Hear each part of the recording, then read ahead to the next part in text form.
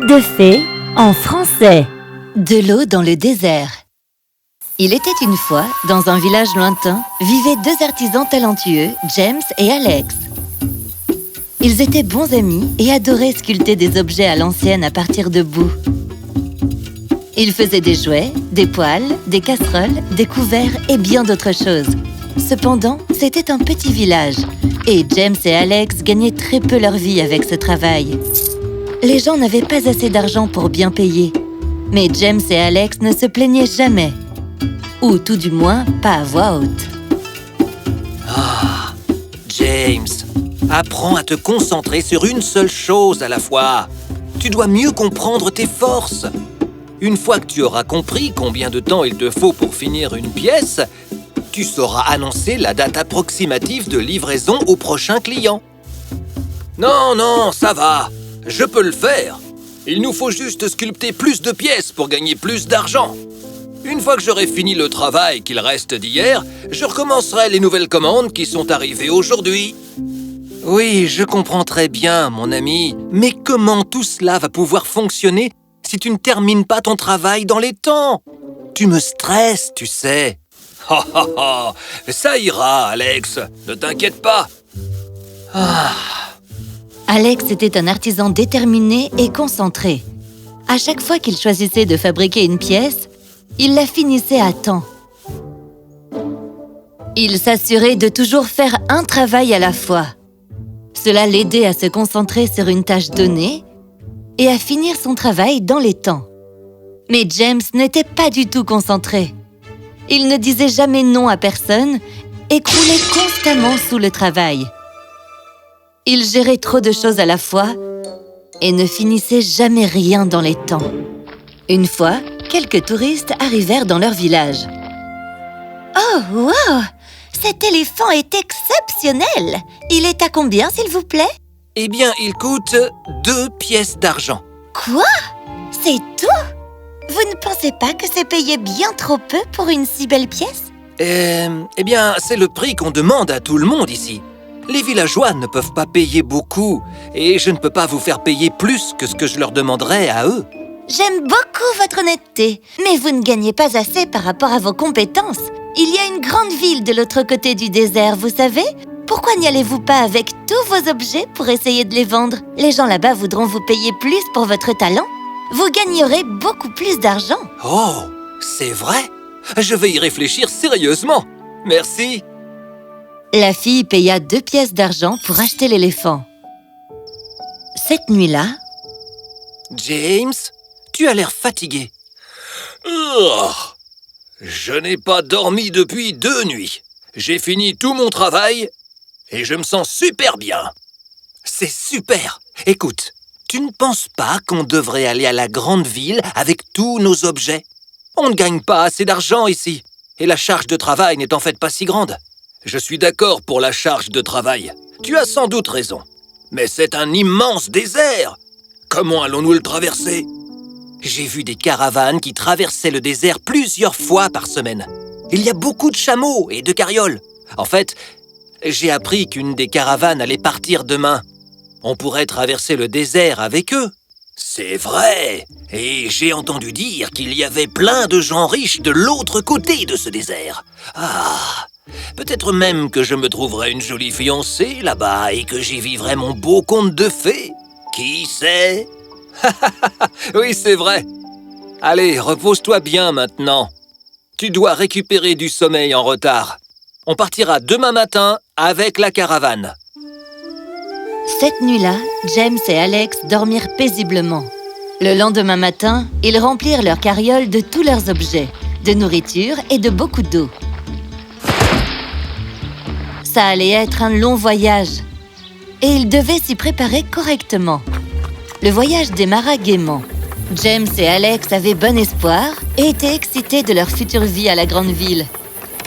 Ils discutèrent de comment ils allaient gagner plus d'argent, acquérir de nouvelles compétences et préparer encore plus de nouveaux objets.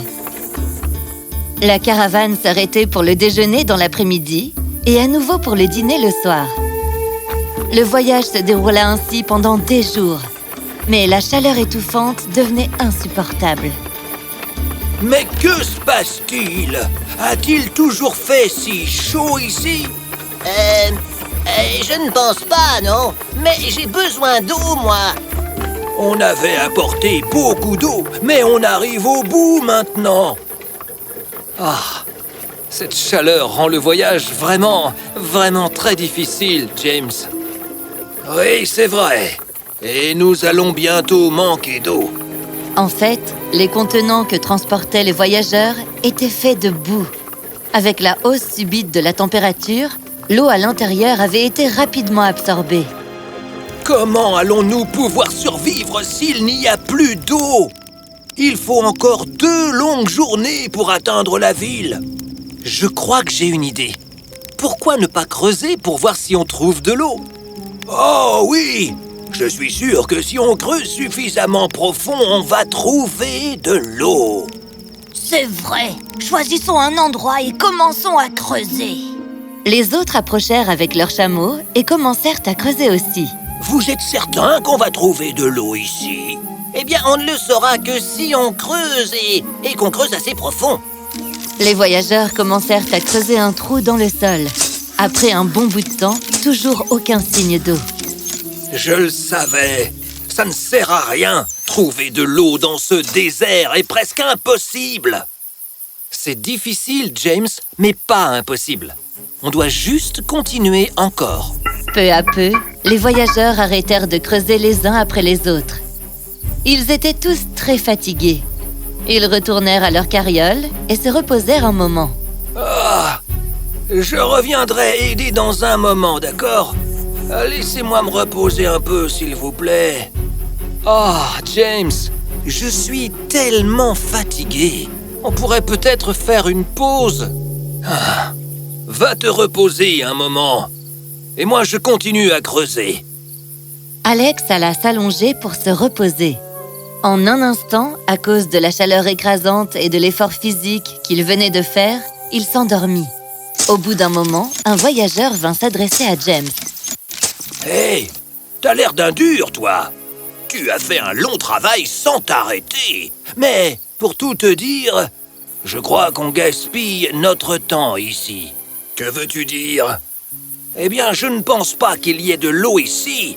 Par contre, je pense qu'il y a un autre endroit où on pourrait en trouver. Vraiment? Où ça? Le voyageur montra l'endroit à James pour qu'il creuse, puis retourna se reposer. James creusa un peu plus profond, mais ne trouva pas d'eau non plus. Au bout d'un moment, un autre voyageur vint s'adresser à lui. Hé, toi! Mais qui t'a dit de creuser ici? Tu es stupide ou quoi? Je pense que c'est plutôt par là-bas qu'on va trouver une fontaine tout entière. Tu en es sûr? Où est cet endroit? Sans attendre, James prit sa pelle et alla creuser un autre trou un peu plus loin. Une fois de plus, il creusa et creusa encore, jusqu'à ce qu'un autre voyageur vienne lui indiquer un autre endroit où il serait sûr de trouver de l'eau. Cela continua pendant des heures. Le sol était plein de trous, mais aucun n'était assez profond pour voir en sortir de l'eau. Quand Alex se réveilla, il fut choqué. James, mais qu'est-ce que tu fais? J'essaie de trouver de l'eau. Ces voyageurs n'ont pas arrêté de me donner des indications pour savoir où creuser et trouver de l'eau. J'ai creusé tellement de trous dans le sol et, malheureusement, je n'ai pas trouvé une seule goutte d'eau. C'est bien ce qui m'inquiétait, tu sais. Est-ce que tu réalises combien de temps et d'efforts tu as gâchés?